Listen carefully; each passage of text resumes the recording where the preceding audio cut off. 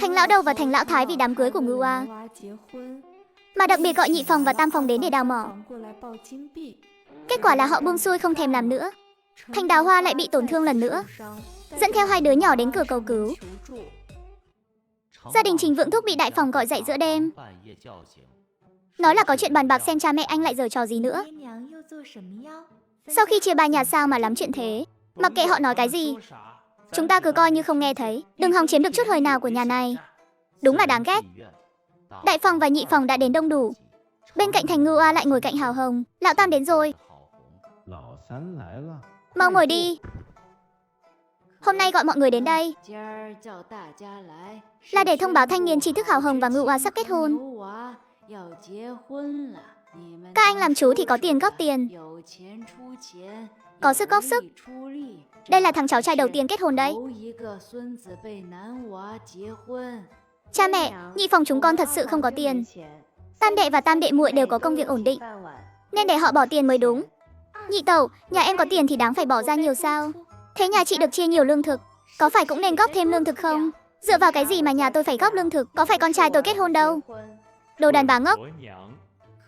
Nhị tẩu cũng biết hỏi dựa vào cái gì sao?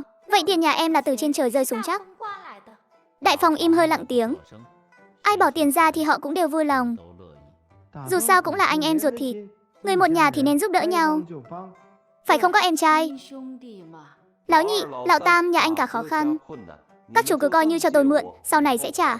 Lúc chia gia tài cha mẹ có tiền trong tay, lúc ở với chúng con thì lại chẳng còn một xu. Tiền đi đâu hết rồi?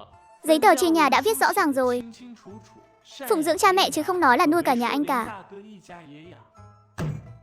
Nhị thúc, tam thúc không muốn đưa thì thôi vậy, cần gì phải nói lời khó nghe như thế. Sau này các người già rồi thì đừng có cầu xin tôi. Ái cha, Thành Ngưu A nên ngồi cùng bàn với Lưu Thúy Cầm mới đúng. Nếu Ngưu A đã nói như vậy rồi thì chúng tôi cũng chẳng thèm lo chuyện bao đồng nữa. Nhờ lấy đây nhé. Cũng đừng có đến nhà tôi mà xin cơm. Nhà tam phòng hiên ngang rời đi. Nhà nhị phòng bám đuôi chăm sóc ông bà vốn định kiếm chút tiền.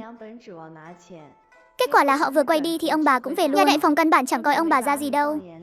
Im miệng đi, có thời gian nói nhảm thì lo mà làm việc đi. Trong lòng ông ta đã sớm ghi hận chuyện cha mẹ thiên vị.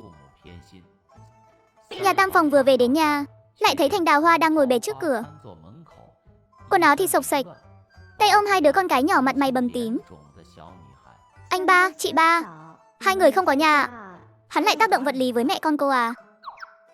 Vào nhà ăn chút gì rồi nghỉ ngơi rồi nói tiếp. Vương Tuệ Phương đưa họ đi rửa mặt thay đồ. Trên người vết thương mới đè lên vết thương cũ. Nhìn mà thấy xót xa. Sớm biết như vậy, hôm đó đã không nên để cô ấy quay về. Nếu bản thân cô ấy không tự đứng vững được thì ai giúp cũng vô ích thôi. Nhưng vì hai đứa trẻ, hy vọng cô ấy có thể tỉnh ngộ. Đào Hoa, tiếp theo em định thế nào? Em không về nữa đâu. Họ muốn đẩy đại áp và nhị áp đi. Em có bị đuổi cũng sẽ không bao giờ về nữa. Em có tay có chân, có thể đi làm kiếm điểm công. Ngày tháng rồi cũng sẽ qua thôi. Chỉ cần em có quyết tâm đó, anh chị sẽ hết lòng ủng hộ. Lần này em nhất định phải ly hôn. Đã ly hôn thì phải đòi thêm chút quyền lợi, để họ biết nhà họ Thành không dễ bắt nạt. Nhưng liệu họ có đồng ý không? Nhà họ Lưu đến con cái ruột còn đem trao đổi. Họ mà không đồng ý thì phải nghĩ cách để họ phải cầu xin em ly hôn. Anh ấy đề nghị lợi dụng tâm lý muốn có con trai của Lưu Nhị, gài bẫy để người bên ngoài mang thai, ép nhà họ Lưu phải chủ động thả người. Tốt, cứ quyết định thế đi. Ân tình này của anh chị em sẽ ghi nhớ cả đời. Thành Đào Hoa quay về theo kế hoạch, cố tình mặc lại bộ đồ rách rưới, được đại đội trưởng đưa về tận nơi, xóa tan sự cảnh giác của nhà họ Lưu. Chẳng phải giỏi lắm sao? Sao lại mò cái mặt về đây rồi? Đám nợ đời này mấy ngày nữa gả bán quách đi cho xong, đỡ tốn cơm tốn gạo. Còn dám chạy nữa tao đánh gãy chân. Bán hết một lượt vào trong núi luôn. Nếu cô đã không nỡ thì đừng trách tôi bất nghĩa. Chúng tôi làm vậy cũng là để tác thành cho các người. Nhưng nếu chuyện này mà lộ ra ngoài, tôi sẽ phối hợp uống cái này. Sau đó cứ làm theo lời chúng tôi nói. Thuốc này là giả ấn hoàn đặc chế, nhìn rất giống thật, đủ để qua mắt mọi người. Cái này để tôi giữ cho. Cha mẹ ơi, con sắp được làm cha rồi. Có người nối dõi rồi, có người nối dõi rồi. Người nhà họ Lưu vừa biết tin nhân tình của thằng hai mang thai con trai. Nhưng chưa kịp mừng được bao lâu, họ đã nhớ đến kẻ thừa thãi trong nhà. Bên phía thằng hai không thể trì hoãn lâu được đâu. Anh mau ly hôn với người ở nhà này đi. Đừng có làm chậm trễ việc cháu đích tôn của tôi vào cửa. Trong mắt bà ta, Thành Đào Hoa chỉ là con gà mái không biết đẻ trứng. Đáng lẽ phải đuổi đi từ lâu rồi. Đúng là tổ tiên hiển linh mà. Nhà họ Lưu chúng ta cuối cùng cũng có người nối dõi rồi. Hôm nào phải lén thắp cho tổ tiên mấy nén nhang, để cảm tạ họ thật tử tế. Phải. Mấy ngày tới con sẽ tìm cớ ly hôn với cô ta.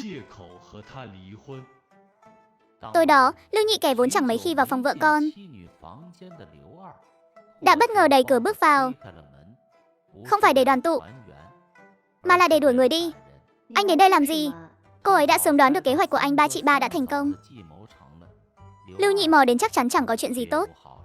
Bao năm qua cô chẳng sinh nổi mống con trai nào cho nhà họ Lưu, làm chúng tôi ra đường không ngóc đầu lên nổi. Lại còn không hiếu thuận với cha mẹ chồng, ngày nào cũng khiến mẹ tôi tức giận. Chúng ta ly hôn đi. Cô muốn đi đâu thì đi. Hắn ta vốn dĩ không định để hai đứa con gái đi theo. Lũ nợ đời này vẫn còn đổi ra tiền được. Tôi không đồng ý. Trừ khi ông để tôi mang theo hai đứa con gái đi, còn phải bồi thường phí thanh xuân cho tôi nữa. Nếu không thì ông đừng có mơ. Đây là lần đầu tiên cô ấy dám ra điều kiện với Lưu Nhị. Cái mụ này dựa vào cái gì mà không đồng ý, lại còn đòi tôi bồi thường tiền. Tôi thấy cô chắc là chưa tỉnh ngủ rồi. Hắn ta không phải kẻ ngu đâu, tôi còn chẳng ngăn được. Ái chà, Thành Đào Hoa, cái mụ đàn bà này dám hại ông đây. Ngã thành ra thế này, xem tôi có xử lý cô không. Nếu ông không muốn chuyện xấu của các người bị thiên hạ biết được, thì tốt nhất hãy ngoan ngoãn đồng ý yêu cầu của tôi. Lời còn chưa dứt, bước chân Lưu Nhị đột nhiên khựng lại. Chuyện xấu gì? Cái mụ này suốt ngày chỉ biết nói sằng nói bậy. Xem đường lão nhị tôi đây. Ông mà dám đánh tôi, thì đứa con trai bảo bối của ông đời này cũng đừng hòng bước chân vào cái nhà này. Cho dù tôi có phải liều mạng, cũng phải kéo cả nhà các người xuống địa ngục. Câu nói này giống như một nhát dao đâm trúng tử huyệt của Lưu Nhị. Thành Đào Hoa biết mình thắng rồi.